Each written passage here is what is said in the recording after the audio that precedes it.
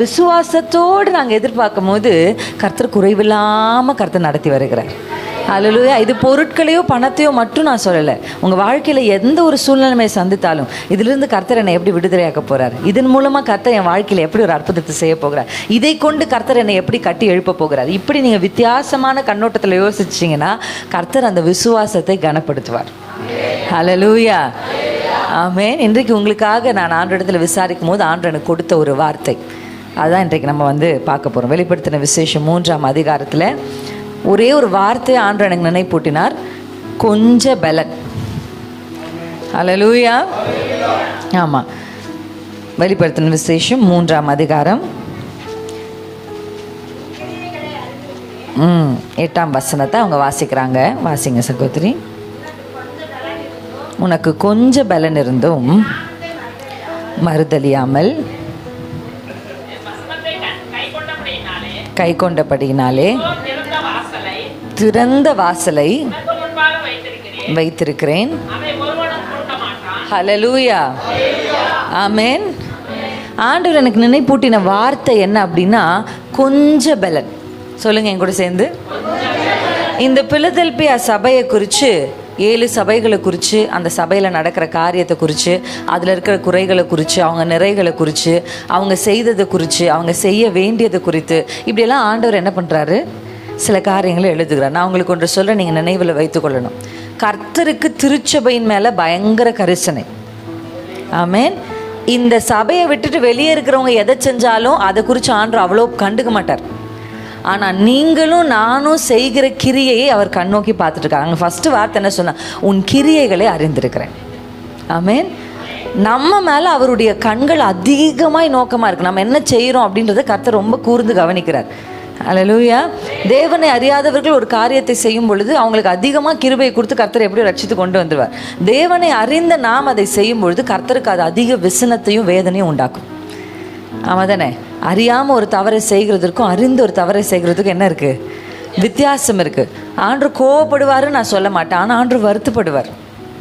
ஆமென். ஆமாம், அவர் வருத்தப்படுவார். ஆனால் எப்படி நான் சொல்வேன், நம்ம என்ன கிரியை செய்கிறோமோ அந்த கிரியைக்குரிய பலனை நம்மளை கேட்காமே நம்ம கூட வந்துக்கிட்டு இருக்கோம். ஆமென். உங்களுக்கு நான் சொல்கிறது விளங்குதா?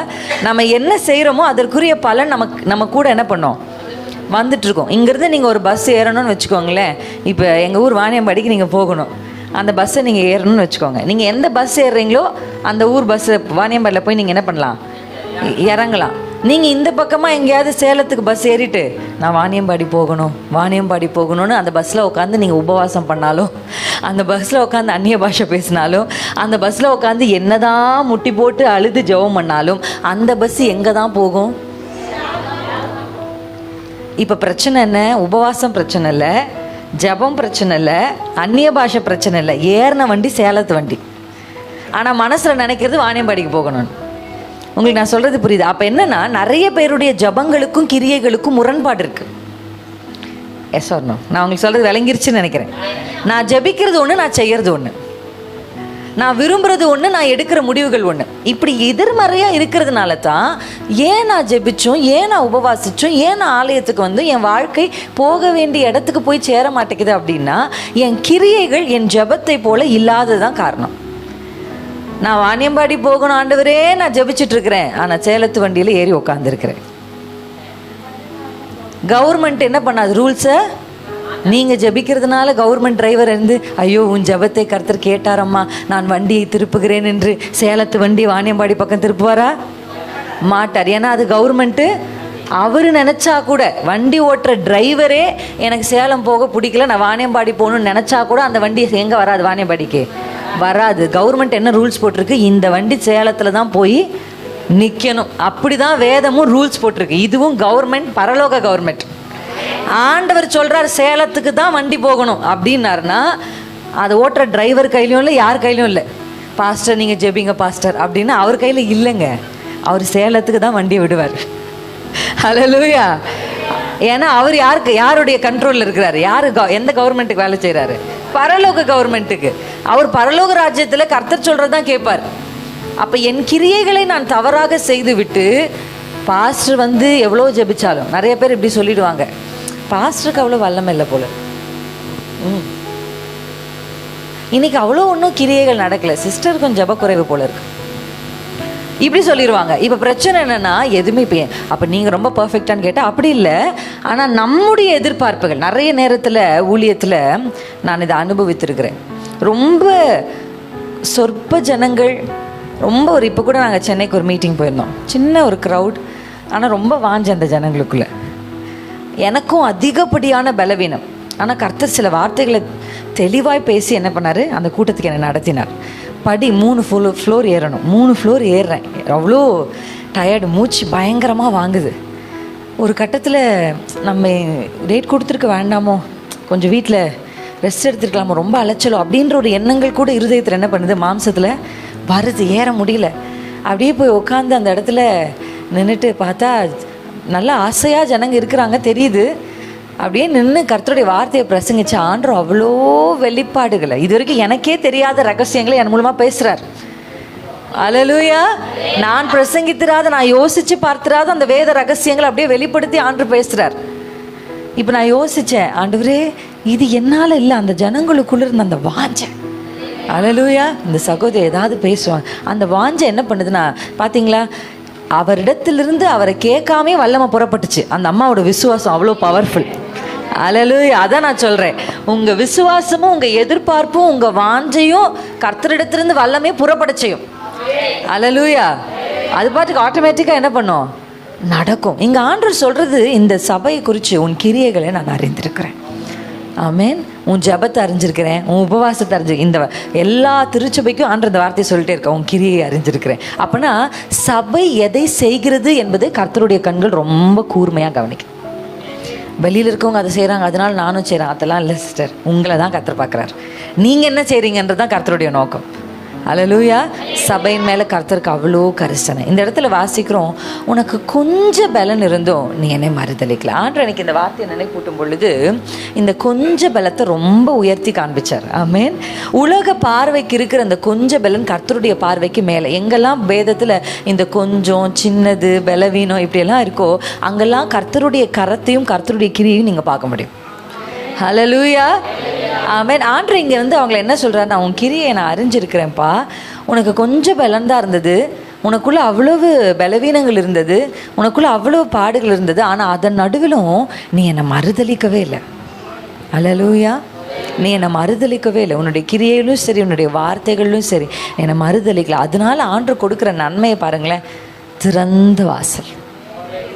ஹல்லேலூயா. அந்த வார்த்தை என்ன சொல்லுது, ஒருவரும் என்ன பண்ண முடியாது, அதை பூட்ட மாட்டான். யாருக்குமே அந்த அதிகாரம் இல்லை. கர்த்தர் ஒன்று திறந்தா, அந்த பாட்டு உங்களுக்கு தெரியும்ல, அவர் திறந்தால் அடைப்பவன் இல்லை, அவர் கட்டினால் அதை இடிப்பவன் இல்லை, அவர் திறந்தால் அதை அடைப்பவன் இல்லை, கட்டினார் அதை இடிப்பவன் இல்லை. கை தட்டி பாடலாமா?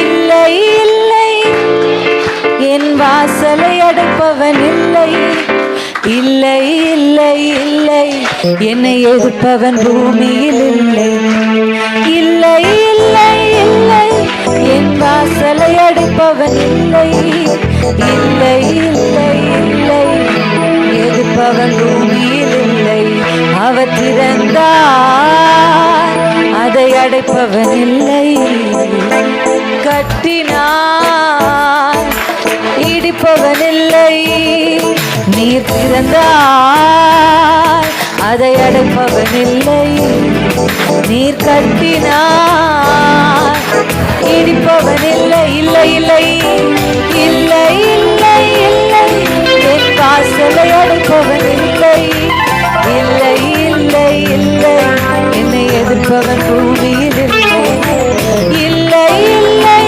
இல்லை என் வாசலை அடைப்பவன் இல்லை, இல்லை இல்லை இல்லை என்னை எதிர்ப்பவன் பூமியில் இல்லை. ஹல்லேலூயா. ஆமென். ஒருவனும் பூட்டக்கூடாத, யாராலும் பூட்ட முடியாத ஒரு திறந்த வாசலை கர்த்தர் நம்முடைய திருச்சபைக்கு வைக்கிறார். ஹல்லேலூயா.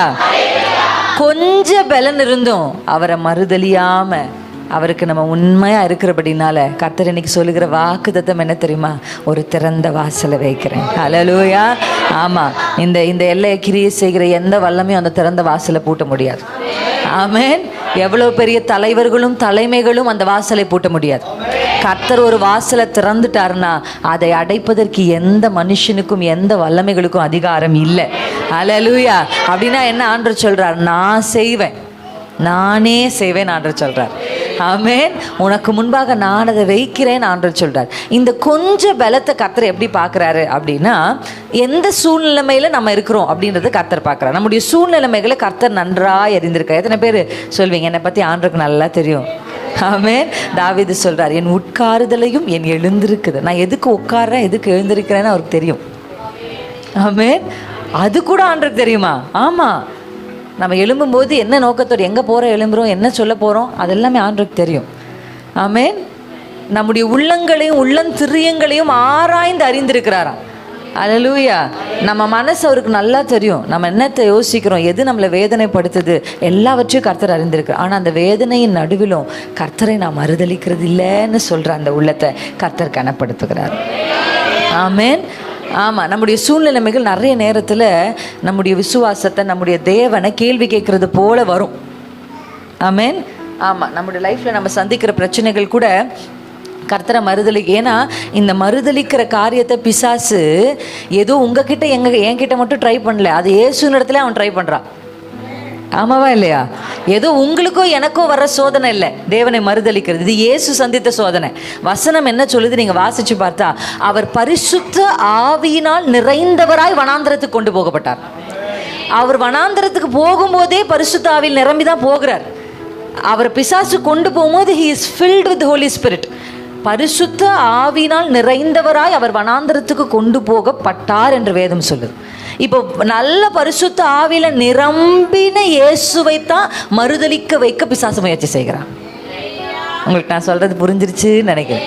நல்ல ஆவியில் நிரம்பி அந்நிய பாஷை பேசி கர்த்தருக்குள்ள இருக்கிற நம்மை, ஏதோ நேத்து வந்த விசுவாசி அல்ல, யார நம்ம ஆவியில வளர்ந்த நம்மை சோதித்து கர்த்தரை மறுதலிக்க செய்ய முயற்சி செய்வான் பிசாசு. சத்துருவின் தந்திரங்கள், அதான் இந்த பவுல் ரொம்ப அழகாக சொல்றார். சத்துருவின் தந்திரங்களுக்கு நம்ம அறியாதவைகள் அல்லவே. அப்படின்னா என்ன? நமக்கு தெரியாதது இல்லையப்பா, நமக்கு நல்லா தெரியும் அவன் என்ன டாக்டிக்ஸ் யூஸ் பண்ணுவான். நம்ம சொல்லுவோம்ல, நம்ம பிள்ளை நம்மக்கிட்ட நேரடியாக என்ன பண்ணாது, எப்படி கேட்டால் அம்மா தருவாங்க, என்ன சொன்னால் அப்பா தருவாங்க அப்படின்னு என்ன பண்ணோம், பிள்ளைகளுக்கு தெரியும். இந்த காலத்து பிள்ளைகள் தெரில எனக்கு அதை பற்றி. ஏன்னா இந்த காலத்து பிள்ளைங்க தரியா இல்லையா, மண்டையில் போடவா அப்படி கேட்குதுங்க. ஆனால் என் கணவரை குறித்து என்னுடைய அத்தை மாமா சொல்லுவாங்க. என்ன சொல்லுவாங்கன்னா, அவருக்கு ஏதாவது ஒன்று வேணும்னு இப்போ நினைக்கிறாரு. எங்கேயாவது வெளியில் கூட்டிகிட்டு போகும்போது அவருக்கு ஏதாவது ஒன்று வேணும்னு அவர் நினைக்கிறாங்க. சின்ன ஜூடா மாதிரியோ இல்லை ஜூடா விட கொஞ்சம் பெருசாக இருக்கும் போதோ என்ன கேட்பாராம், அப்பா காசு இருக்கா அவங்கக்கிட்ட அப்படின்னு கேட்பாராம். அவர் அப்படி கேட்குறாருனாலே அவருக்கு ஏதோ வேணும். இருக்குப்பா சொல்லுப்பா என்னப்பா வேணும், இல்லை காசு இருந்தால் எனக்கு அதை வாங்கி தரீங்களா அப்படின்னு தான் கேட்பாராம். ஒரு நாளும் அவர் இது வேணும்னு அடம் பிடிச்சி என்ன பண்ணதில்லை, கேட்டதில்லைன்னு என் மாமியாரும் மாமனாரும் அவரை பற்றி சொல்லுவாங்க. ஆமாம், இது வேணும் அது. இப்போயும் அப்படி தான் இருக்கார். ஆண்டர்கிட்ட இது வேணும் அது வேணும்னு கேட்க மாட்டார். இப்போயும் ஆண்டர்கிட்டயும் அப்படி தான், ஆண்டவரே உங்கள் சித்தத்தின்படி கொடுங்கப்பான்னு தான் கேட்குறாரு. அல்லேலூயா. அப்போ நம்ம பிள்ளைங்க நீ எனக்கு வாங்கி கொடுன்னு கேட்குற பிள்ளைய விட உங்ககிட்ட என் காசு இருக்காப்பா அப்படின்னு கேட்கும்போது நம்ம உள்ள என்ன ஆகிடுது, சே நம்ம பிள்ளை பார்த்தீங்களா அது நம்மக்கிட்ட இருக்கான்னு கேட்குதே நம்ம பிள்ளை அப்படின்னு நம்ம என்ன பண்ணுறோம், வாங்கி கொடுக்குறோம். அப்படியே உள்ளம் என்ன பண்ணிடுது, உருகிடுது. ஏசப்பா என் சித்தம் இல்லைப்பா உங்கள் சித்தம் ஆக கிடையாது அப்படின்னா அவர் உள்ளம் உருகாதா? எனக்கு இது வேணும்னா வேணும், அதுவும் 2 மாதம் உங்களுக்கு டைம் தரேன், மே 31ஆம் தேதிக்குள்ளே நீங்கள் செய்யலைன்னா அதுக்கப்புறம் நான் சர்ச்சுக்கே வரமாட்டேன்.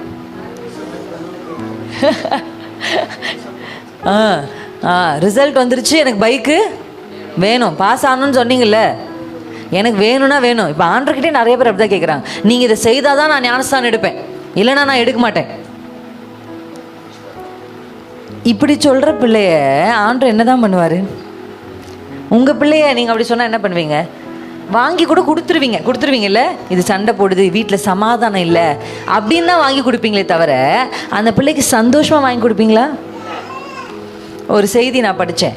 ஒரு பையன் அடம் பிடிச்சி தான் அப்பா கிட்ட என்ன வாங்கியிருக்கான், பர்த்டேக்கு வண்டி வாங்கியிருக்கான். அந்த வண்டி எடுத்துகிட்டு அவன் சென்னை பட்டணத்தில் அந்த பீச் ஓரத்தில் இருக்கிற அந்த ரோட்டில் போகும்போதே அங்கேயே ஆக்சிடெண்ட் ஆகி பர்த்டே அன்னைக்கே செத்துட்டான். அவங்க அப்பா அப்படியே அடிச்சுக்கிட்டு அழுகிறாரு. ஒத்த புள்ள, ஆண் பிள்ளை, நல்ல ஒரு 17 வயசோ 18 வயசுக்கு மேலே இருக்கும்னு நினைக்கிறேன். புது வண்டி வேணும்னு இத்தனை நாள் அடம் பிடிச்சி வாங்கி கொண்டு போய் என்ன ஆயிடுச்சு. கர்த்தர், நான் அப்போ அடம் பிடிக்கக்கூடாதா யாக்கோபு மாதிரி அப்படின்னு கேட்டால், யாக்கோபு பார்க்குறத விட இயேசுவை பார்த்தா பெட்டர்ன்னு நினைக்கிறேன். அப்புறம் யார் சுளுக்கி நடந்துட்டு இருக்குது? இயேசு நல்லா தான் நடந்தார் 3 வருஷம். ஹல்லேலூயா. ஆமாம், அவருடைய ஜெபம் பாருங்க, மரணத்தில் கூட தேவ சித்தத்தை விரும்பின அந்த மனுஷருக்கு, இயேசு கிறிஸ்துவுக்கு கர்த்தருடைய உள்ளம் உருகாமல் இருக்குமா? உங்கள் வாழ்க்கையிலும் சரி, உங்கள் பிள்ளைகளுக்காகவும் சரி, உங்கள் தலைமுறைக்காகவும் சரி, நீங்கள் ஜெபிக்கும் போது எப்படி தெரியுமா ஜெபிக்கணும்? அப்பா, என் சித்தம் அல்ல உம் சித்தம் நாதா, தருகிறேன் உன் கரத்தில். ஹல்லேலூயா. தரேன்ப்பா, உங்கள் சித்தம் நிறைவேறுகிறதுக்கு நான் விட்டு கொடுக்குறேன். நீங்கள் அப்படி சொல்லி பாருங்கள், கர்த்தர் உங்களை ஹானர் பண்ணுவார். அவர் உள்ள அப்படியே உருகும். என் பிள்ளைக்கு பாரு, எவ்வளோ தேவை இருக்குது, எவ்வளோ பிரச்சனை இருக்குது, ஆனால் இதன் நடுவிலும் அதான் ஆண்டவர் சொல்கிறார், நீ என்னை மறுதளிக்கலைன்னு ஆண்டவர் சொல்ல, உனக்கு கொஞ்சம் பலன் இருந்தும் நீ என்னை மறுதளிக்கலை. இந்த பிரச்சனை நடுவில் நீ என்னை மறுதளிக்கலை, இந்த தேவை நடுவில் நீ என்னை மறுதளிக்கலை, இத்தனை குறைவுகள் உன்னை சுற்றி இருந்தும் நீ என்னை மறுதளிக்கலை. அல்லேலூயா. அதான் வசனம், உம்மை உறுதியாய் பற்றி கொள்ளுகிற மனதை உடையவன் உம்மையே நம்பி இருக்க அப்படின்னு வசனம் இருக்கு. எப்படி? ஸ்தோத்திரம் ஆண்டவரே. ஓகே, உம்மை உறுதியாய் பற்றி கொள்ளுகிற மனதை உடையவன். எப்படியா வசனத்தை எப்படி சொல்லணும் தெரியுமா? நான் உங்களுக்கு இன்னைக்கு கற்றுத்தரேன். உண்மையே, ஆமாம், உண்மையே நம்பினா என்னன்னா, உறுதியாய் கர்த்தரை பற்றி இருக்கிறவனுக்கு ஆப்ஷன் ஏ பி எல்லாம் கிடையாது. ஒரே ஆப்ஷன் அவரே. ஆமென். அவர் 10 நாள் பார்ப்போம், அவர் செஞ்சால் செய்யட்டும், அவர் செய்யலாம் 11ஆவது நாள் இன்னொரு ஆப்ஷனுக்கு போயிடலாம். அப்படி இல்லை. 10 நாள் செய்யலைனாலும் 20 நாள் செய்யலைனாலும் கர்த்தர் எனக்கு செய்வார் என்று உண்மையே சொல்லுங்க என் கூட சேர்ந்து, உண்மையே. ஆமென். ஃபாதர் சொல்றார், வேறு ஒரு ஆசை இல்லை ஏசு ராஜா சொல்றாரா, உம்மை தவிர, உம்மை தவிர. அவருக்கு வேற ஆப்ஷனே இல்லை, அவருக்கு நேசிக்கிறதுக்கு வேற யாருமே. அவர் சொல்றார், உங்களை மட்டும்தான்ப்பா, என் ஆசையெல்லாம் நீங்க தான்ப்பா. நம்ம ஆண்டோட சமூகத்துக்கு போகும்போது கூட, அப்பா எனக்கு வேற ஆப்ஷன் நான் வச்சுட்டு உங்க சமூகத்துக்கு வரல, உங்களை தான் நான் நம்புறேன், நீங்க தான் எனக்கு செய்யணும். ஆமென். அவரை உறுதியாய் பற்றி உண்மையே நம்பினபடினால பூரண சமாதானத்தோடு கர்த்தர் அவரை காத்துக்கொள்வார். ஹல்லேலூயா. அந்த கொஞ்ச பலத்தை கர்த்தர் கனப்படுத்துறார். ஹல்லேலூயா. உங்களை நல்லா அறிஞ்சிருக்கிறார். ஆண்டவருக்கு நல்லா தெரியும். இந்த சபையை பார்க்குறாரு, பிலதெல்பியா சபையை பார்த்தா அது ஒன்றும் வல்லமையுள்ள சபையோ பராக்கிரமுள்ள. ஏன்னா இங்கே என்ன சொல்கிறாங்கன்னா, இந்த 7 சபையிலையும் சின்ன சபை, இப்போ தான் உருவான சபை என்னென்னா இந்த சபை தான், பிலதெல்பியா சபை தான். வெரி யங் சர்ச்னு சொல்கிறாங்க. அப்போ இளமையாக இருக்கிறது கொஞ்சம் பலம் தான் இருக்குது. ஏதோ முதிர்ந்த திருச்சபை இது இல்லை, ஆனால் யங் சர்ச் தான். ஆனால் வசனம் என்ன சொல்லுது, இவ்வளவு உனக்கு இருக்கிற இந்த கொஞ்சம் பலத்தில் கூட என்னை மறுதலியாமல் இருக்கிறப்ப கர்த்தர் கண்டிப்பாக ஆண்டவர் அதை பார்க்குறாரு. ஒரு சூழ்நிலைமை உங்கள் வாழ்க்கையில் கர்த்தர் அனுமதிக்கும் போது நீங்கள் அந்த சூழ்நிலைமைக்கு எப்படி ரியாக்ட் பண்ணுறீங்கன்றதை கர்த்தர் பார்ப்பார். அல்லேலூயா. ஆண்டவரே, எனக்கு இப்போ நான் என்னோடய லைஃப்பில் கூட எடுத்தால், நான் ஒவ்வொரு சூழ்நிலையும் எனக்கு முன்னாடி வரும் பொழுது நான் கவனமாக இருப்பேன். நிறைய நேரத்தில் இந்த ப்ரெக்னென்சி டைமில் ரொம்ப கோவம் வருமா, இந்த மாதிரி எனக்கு இருக்கிற பிரச்சனை இருந்தால். இந்த வாமிட்டிங் தாண்டி எனக்கு ஒரு லிவரில் ஒரு என்சைம் கொஞ்சம் எக்ஸ்ட்ராவாக இதாகுதுன்னு சொன்னாங்க. அப்போ ஒரு சிஸ்டர் நான் அட்மிட் ஆகிருக்கும் போது அந்த ஹாஸ்பிட்டலில் வேலை செய்யணும். சிஸ்டர், நீங்கள் எப்படி அமைதியாக இருக்கிறீங்க? நான் இந்த மாதிரி ப்ரெக்னெண்ட்டாக இருக்கும்போது டிவியை போட்டு உடச்சிட்டேன் கோவத்தில். என் ஹஸ்பண்ட் வந்தார்னா, ஐயோ உன்னாலதான் இதெல்லாம் வந்தது அப்படின்னு அவரை போட்டு திட்டுறது. யார் வந்தாலும் எரிச்சல், யார் வந்தாலும் கோபம், அந்த விரக்தி, நம்ம இப்படி படுத்துட்டு இருக்கிறோமே அப்படின்னு. நானுமே சிக்கா படுத்துட்டு இருக்கும்போது ஃபஸ்ட்டு ஜூடா கன்சீவாக இருக்கும்போது இவர் ஃபோன் பண்ணல, அதுக்குள்ளே அந்த வாருமையான ஒரு சாங் ரிலீஸ் ஆகிடுச்சு. அதில் என் வயிறு கொஞ்சம் பெருசாக தெரிஞ்சதுனால எல்லாரும் ஃபோன் பண்ணி பிரின்சி ப்ரெக்னெண்ட்டான்னு கேட்க, இவரும் ஆமாம் ப்ரெக்னென்ட், ஓ ரொம்ப சந்தோஷம், இத்தனை வருஷம் காத்திருந்தது கத்தர் பிள்ளை கொடுத்து அப்படியெல்லாம் சொல்லும்போது இவங்க எல்லாரும் என்னை சுற்றி சந்தோஷமாக சிரிச்சிட்டு இருக்காங்க. நான் மட்டும் இங்கே என்ன பண்ணிகிட்ருக்கேன், படுத்துட்ருக்கேன். உள்ளே கொஞ்சம் கோபமாக தான் இருக்குது. என்ன இருக்குது, கொஞ்சம் டென்ஷன் ஆகுது. என்னடா இவங்கெல்லாம் சிரிச்சுட்டு இருக்காங்க, நம்ம மட்டும் என்ன பண்ணிருக்கோம் இப்படி கஷ்டப்படுறோமே. அப்போ எனக்கு வந்து அந்த எப்பவுமே நான் யோசிப்பேன், நம்முடைய நெருக்கத்தின் காலத்தில் நம்ம பிரச்சனைக்குள்ளே போகும்போது கர்த்தருடைய கண்கள் இன்னும் கொஞ்சம் ஷார்ப்பாக நம்மளை பார்க்கும். நம்ம எப்படி என்ன பண்ணுறோம் இதை கையாளுறோம். இப்போ எனக்கு நல்லா தெரிஞ்சிச்சு, இப்போ ஆண்டவர் எனக்கு கூர்மையாக கவனிக்கிறாரு. இந்த இடத்துல நான் அந்த எரிச்சலை வெளிப்படுத்தி கோபத்தை காண்பிக்கிறேன்னா இல்லை எப்படி இதை நான் சமாளிக்கிறேன். நான் என்ன பண்ணிட்டேன் தெரியுமா, ஒன்று பண்ணேன். எனக்குள்ள வேதனை, கொஞ்சம் கஷ்டம், கொஞ்சம் கோபம் இதெல்லாமே இருந்தால் கூட வாய்க்கு ஜிப்பு போட்டுட்டேன். ஆமேன். அவர் சொன்ன அல்லேலூயால எவ்வளோ ஆழம் இருக்குது உங்களுக்கு தெரியுமா? ஆமேன். அதுவும் ஆண்கள் பகுதியிலேருந்து அந்த அல்லேலூயா வரதில் எவ்வளோ ஆழம் இருக்குன்னு உங்களுக்கு தெரியுமா சகோதரிகளே? அவர் என்ன சொல்ல வராரு, அந்த ஜிப்பை கொஞ்சம் என் மனைவிக்கும் கொடுங்க சிஸ்டர்ன்றார். அது இருந்தா என்ன பிரச்சனையே முடிஞ்சிடும் சிஸ்டருன்றார். அவ்வளோதான். அவர் சொன்ன அந்த அல்லேலூயால யாருன்னு தெரில நமக்கு. இப்போ யாருன்னா இப்போ அவங்க மனைவியை டார்கெட் பண்ணிடுவீங்க, அதனால எனக்கு தெரியல யாருன்னு. சும்மா பொதுவாக சொல்கிறேன். அப்படியே இறுக்கமாக இருப்பேன், வாயே திறக்க மாட்டேன், எதுக்குமே வாயை திறக்கிறதில்ல, திறக்கவும் பலன் இல்லை, அப்படியே அமைதியாக இருப்பேன். தண்ணி வேணுமா, வேணாமா, வேணாம். இப்படியே அந்த ப்ரெக்னென்சி முழுவதையும் கடக்க கர்த்தர் எனக்கு உதவி செஞ்சார். அல்லேலூயா. அதில் கர்த்தரிடத்தில் கேள்வி கேட்டிருக்கலாம், நான் உங்களுக்கு ஊழியம் செய்கிறேனே, ஏன் எனக்கு அனுமதிச்சிங்க? ஏன்னா எனக்கு இருந்த பிரச்சனையை சொன்னால் அது அப்படி தான் இருக்கும், எல்லாருக்கும் அப்படி தான் வாந்தி வரும்னுவாங்க யார் கேட்டாலும். ஆனால் எனக்கு எல்லாருக்கும் வர வாமிட்டு இல்லை, எல்லாரும் கடந்து போகிற சூழ்நிலை இது யாருக்கும் விளக்கவும் முடியாது. அதை விளங்கி கொள்ளவும் நிறைய பேருக்கு என்ன முடியாது. ஆனால் கர்த்தர் எனக்கு நல்ல குடும்பத்தை, நல்ல மாமியாரை கொடுத்தார். ஆமேன். ஆமாம். அவங்க வந்து நல்லா புரிஞ்சுக்கிட்டாங்க, மற்றவங்கள மாதிரி என்னை வந்து யோசிக்காமல் நல்லா புரிஞ்சுக்கிட்டாங்க. அப்போ அந்த பலவீனத்தின் நடுவில் கடந்து போகும்போது நான் ஒன்று புரிஞ்சுக்கிட்டேன், ஆண்டவரே எக்காரணத்து கொண்டும் ஏன்னு நான் கேட்க மாட்டேன்ப்பா. நான் உங்கள் ஊழியம் செய்கிறேன், நான் ஏன் என்னை அனுமதிச்சிங்க, இவ்வளோ மீட்டிங் இருக்குது, ஏன் நான் அப்படி படிக்க இருக்கணும்? ஒன்றுமே இல்லாமல் வீட்டில் வேலை செய்கிற லேடிஸ் எல்லாம் பார்த்தா ப்ரெக்னெண்ட்டாக இருக்கிறதே தெரியாது. ஒரு முறை கூட நான் வாமிட் எடுக்கலன்னு ஒரு சிஸ்டர் சொன்னாங்க. அப்பாடி ஆத்தா, அந்த மாதிரி ஒரு வாழ்க்கையை தான் நான் எதிர்பார்க்குறேன். ஏன்னா எடுத்ததே இல்லை சிஸ்டர், எனக்கு வந்ததே இல்லை சிஸ்டர்னு சொல்லுவாங்க. அப்படியெல்லாம் நல்ல ஒரு ப்ரெக்னென்சி, அவ்வளோ அழகு முகம், அவ்வளோ ஜாலியாக ப்ரெக்னென்ட் ஆகி அப்படியே சுலபமாக போய் பிள்ளை பெற்று வராங்க. நான் ஊழியம் செய்கிறேன் ஆண்டவரே, எனக்கு மட்டும் ஏன் இப்படி பண்ணுறீங்க அப்படின்னு நான் ஆண்டவர்கிட்ட என்ன பண்ணவே இல்லை.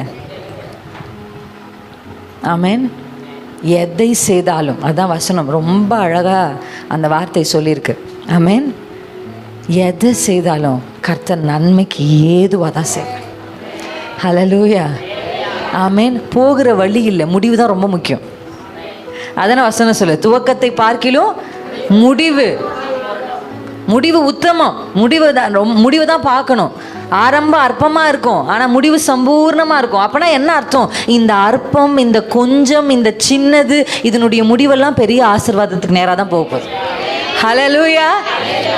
சகலமும் நன்மைக்கு ஏதுவாய். அப்போ என்ன நடக்குது, எங்கே எப்படி போனாலும் அதனுடைய முடிவு ஒரு பெரிய நன்மை நமக்கு காத்திருக்குன்றது தான் அர்த்தம். ஹல்லேலூயா. இந்த கடந்து போகிற பாதையை பார்க்குறவங்க தான் மறுதளிப்பாங்க, முடிவை பார்க்குறவங்க மறுதளிக்க மாட்டாங்க. அல்லேலூயா. எத்தனை பேர் ஆமேன்னு சொல்கிறீங்க? நீங்கள் போகிற பாதையை பார்த்து சுற்றி முற்றி வேடிக்கை பார்த்துட்டே இருந்தால் என்ன தான் ஆகும், மறுதளிக்க தோணும். ஐயோ எனக்கு பின்னாடி வந்தால் முன்னாடியே போயிட்டாலே, அப்படி தானே தோணும். இப்போ தான் ஆரம்பித்தா முடிச்சுட்டாலே இப்படி தோணும். ஆனால் இதையெல்லாம் சைடில் பார்க்காம, இல்லை கர்த்தர் எனக்கு ஒரு முடிவை வைத்திருக்கிறார், தீமை போல தோன்றினாலும் அதை நன்மைக்கு ஏதுவாக தான் முடிப்பேன் வாக்கு பண்ணியிருக்கிறார். அதில் ஆண்டவர் சொல்கிறார், உன்னை குறித்து நான் வைத்திருக்கிற நினைவுகள் எப்படியா, தீமைக்கானவைகள் நன்மைக்கானவை. அப்போ நன்மைக்கு நேராக தான் நான் போயிட்டுருக்கேன். பாதைகள் கடினமாக இருந்தாலும் முடிவு சம்பூர்ணமாக இருக்க போகுது, நன்மையாக இருக்க போகுது. அதனால என்ன பண்ண போகிறோம் அப்படின்னா, ரொம்ப ஜாலியாக அந்த பிரயாணத்தில் நம்ம என்ன பண்ணலாம். இங்கே அம்மா வீட்டுக்கு போகணுன்னா நமக்கு ஒரு சந்தோஷம் வருது இல்லை, எத்தனை 100 கிலோமீட்டர்னா கூட சந்தோஷம். ஏன், அம்மா வீட்டுக்கு போகிறோம். முடிவை பார்க்கறதுனால தான் பிரயாணங்கள் கூட என்ன பண்ணுது, சந்தோஷமாக இருக்குது. ஆனால் முடிவு வந்து மாமியார் வீடுனா எப்படி இருக்குது, 10 நிமிஷம் ட்ராவல் கூட ஐயோ வேண்டாப்பா எனக்கு இடுப்பு வலிக்குது, பைக்கில் உட்கார முடியல. அதே அம்மா வீட்டுக்கு 5 மணி நேரம் ட்ராவல்னா கூட கிளு கிளு கிளு நமக்கு என்ன வருது. ஏன், அந்த வீடு முடிவு அது மேலே கண் இருக்கிறதுனால தானே பிரயாண கலைப்பை கூட நம்ம என்ன பண்ணுறதில்ல பார்க்கறதில்ல. அப்போ என்ன அர்த்தம்? ஒரு கிறிஸ்தவர்கள், ஒரு ஆவிக்குரியவர்களுக்கு என்ன இருக்கணும்னா, முடிவின் மேலே கண் இருக்கணும். முடிவின் மேலே கண் இருந்துச்சுன்னா பிரயாணங்கள் எவ்வளவு கடினமாக இருந்தாலும் அந்த கடினத்தின் நடுவில் மறுதளிக்கிற விஷயமே என்ன பண்ணாது, வராது. ஆமென். இந்த பிலதெல்பியா சபை மறுதளிக்கலை. ஏன்னா நான் நினைக்கிறேன் அந்த திருச்சபைக்கு முடிவை பார்க்கிற கண்கள், அது முடிவு என்ன இருந்தது தெரியுமா?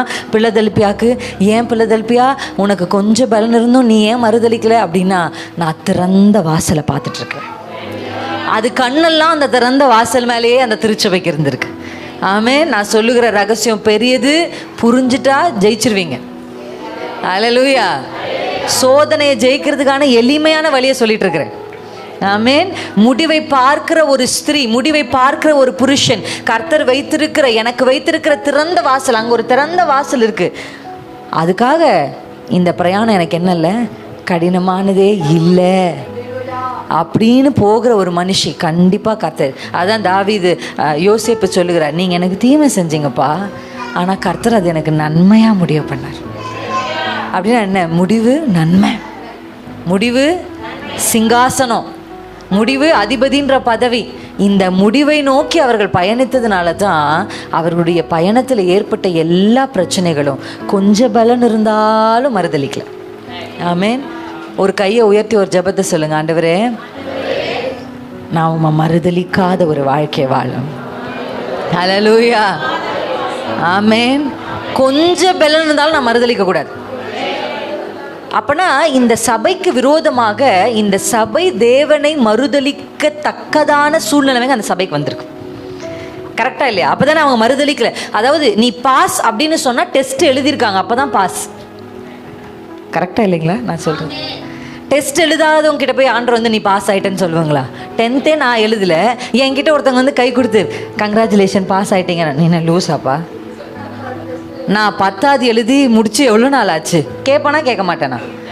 ஏன்னா நான் டெஸ்ட்டே எழுதலை, என்னை பாஸ்ன்னு சொல்லவே முடியாது. அப்போ இவங்களை பாஸ், நீ பாஸ் ஆயிட்ட, மறுதளிக்காம நீ கொஞ்சம் பலத்தில் இருந்தும் நீ மறுதளிக்காம பாஸ் ஆயிட்டேன்னு ஆண்டவர் சொல்றாருன்னா, அப்போ இந்த சபை டெஸ்ட் வழியா போயிருக்கு. இந்த சபை இயேசுவை மறுதளிக்கிறதுக்கு ஏதுவான சூழ்நிலைமைகளை இந்த சபை சந்திச்சிருக்கு. இந்த இடத்துல நிறைய என்ன வருமா, பிலதெல்பியா இந்த பட்டணத்தில் நிறைய பூகம்பங்கள் வருமா. இது ஃபிசிக்கலாக அவங்களுக்கு ஆவிக்குரிய என்ன போராட்டங்கள் இருந்ததுன்னு நமக்கு தெரியல. ஆனால் அவங்க எழுதின டெஸ்ட்டில் அவங்க பாஸ் ஆகிட்டாங்க. அல்லேலூயா. நான் சொல்கிறேன், எந்த ஒரு உயர்வுக்கும் நாம் போவதற்கு முன்பாக நமக்கு ஒரு டெஸ்ட் வைக்கப்பட்டிருக்கும். அல்லேலூயா. இந்த டெஸ்ட் கடக்காம ஒருத்தங்க உயர்ந்ததா இந்த பைபிள்லையும் சரி இப்பயும் சரி சரித்திரமே இல்லை. கர்த்தர் ஒருத்தரை உயர்த்திட்டாரு அப்படின்னா அவங்கள கண்டிப்பாக ஒரு டெஸ்ட் வழியாக கடந்து போய் தான் வச்சிருப்பார். அந்த டெஸ்ட்டில் அவங்க எப்படி நடந்துக்கிட்டாங்கன்றதை பொறுத்து தான் அவங்க ஜெயிக்கிறாங்களா தோக்குறாங்களான்றது. அப்போ நீங்கள் இன்னைக்கு பார்க்குற உயர்வான ஸ்தானங்கள் இருக்கிற தேவ மனுஷர்களானாலும் சரி, இந்த வேதத்தில் பார்க்குற தேவ பிள்ளைகளானாலும் சரி, எல்லாரையும் கர்த்தர் இந்த அக்கினிக்கு உட்படுத்தி இருக்கிறார். இதன் வழியாக அவங்க கடந்து போய் அதை எப்படி அவங்க அந்த அக்கினிக்குள்ளே நடக்கும்போது அவங்க என்ன செஞ்சாங்கன்றதை பொறுத்து தான் அவங்களுக்கு உயர்வுகளையும் மேன்மையும் கர்த்தர் என்ன பண்ணியிருக்காரு. உனக்கு கொஞ்சம் பலம் தான் இருந்தது, ஆனால் உன் கொஞ்சம் பலத்திலே உனக்கு வந்த சோதனையை ரொம்ப ஜாக்கிரதையா, இல்லை நான் கர்த்தரை மறுதளிக்கிறதுல அப்படின்னு நீங்கள் சொன்னதுனால நான் உனக்கு ஒரு திறந்த வாசலை வைத்திருக்கிறேன். அல்லேலூயா. உங்களுக்கு முன்னாடி இன்றைக்கு ஒரு திறந்த வாசலை கர்த்தர் வைத்திருக்கிறார். என்ன இங்கே சொல்லியிருக்கிற? திறந்த வாசலை வைக்க போகிறேன்னு சொன்னாரா? அப்படின்னா என்ன அர்த்தம்? அங்கே தான் இருக்கு, வச்சுட்டார். அது ஆல்ரெடி அங்கே தான் இருக்கு. இப்போ எனக்கு என்ன தேவை? அதை பார்க்கிற கண்கள் தேவை. ஆமென். இந்த எந்த சூழ்நிலைமையிலும் மறுதளிக்காத இருதயம் தேவை. ஹல்லேலூயா. வச்சுட்டார், நான் வைத்துட்டேன்ப்பா, இட்ஸ் ஆல்ரெடி தேர். அப்படிதான் நான் சொல்லுவேன்.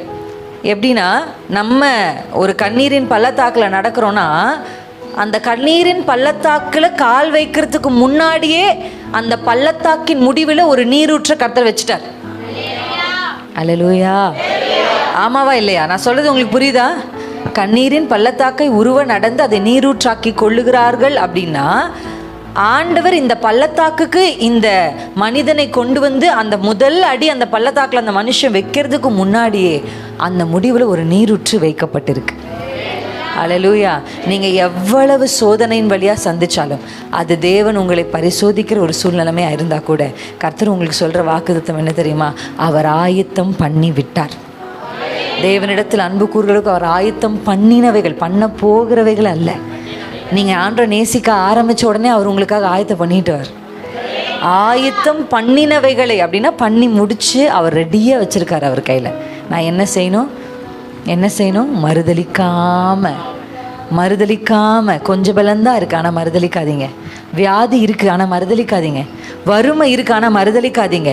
சூழ்நிலைகள், குடும்பங்களில் சமாதான குறைவுகள் இருக்குது ஆனால் மறுதலிக்காதீங்க. ஆமென். அவ்வளோ பெரிய